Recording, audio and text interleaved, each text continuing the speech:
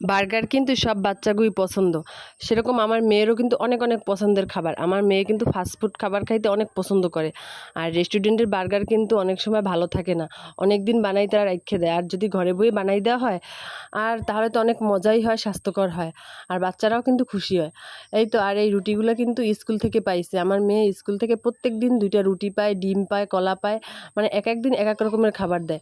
আর এখানে বার্গার বানাইছি, এই বার্গার বানানোর জন্য একটু কিছুও বাহির থেকে কেনা লাগে না, সব কিছুই ঘরে ছিল। আর এই সব কিছুই প্রায় মানুষের ঘরে থাকে। ফ্রিজে মুরগির মাংস থাকে, শসা থাকে, আর এই সস তো বানাই নেওয়া যায় নিজেরাই।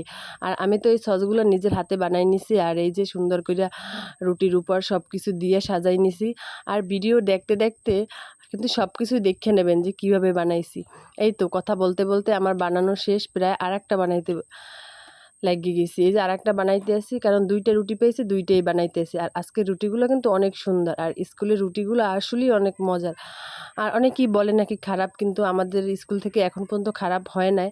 আর অনেক স্বাস্থ্যকর রুটিগুলো। এই যে এরকম করে 2টা বার্গার বানাই ফেললাম। একটা আমার মেয়ে খাইছে, একটা আমার বোন খাইছে।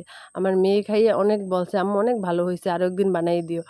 এই তো দুইজনের 2টা বানাই দিয়েছি, তৃপ্তি করে খাইছে। আর বার্গার 2টা বানানো কিন্তু অনেক সুন্দর হয়েছে। এরকম ঘরে বানাই খাইলেই কিন্তু ভালো হয়, বাচ্চারাও খুশি হয় আর স্বাস্থ্যকর হয়। আসলেই অনেক মজা হয়েছে।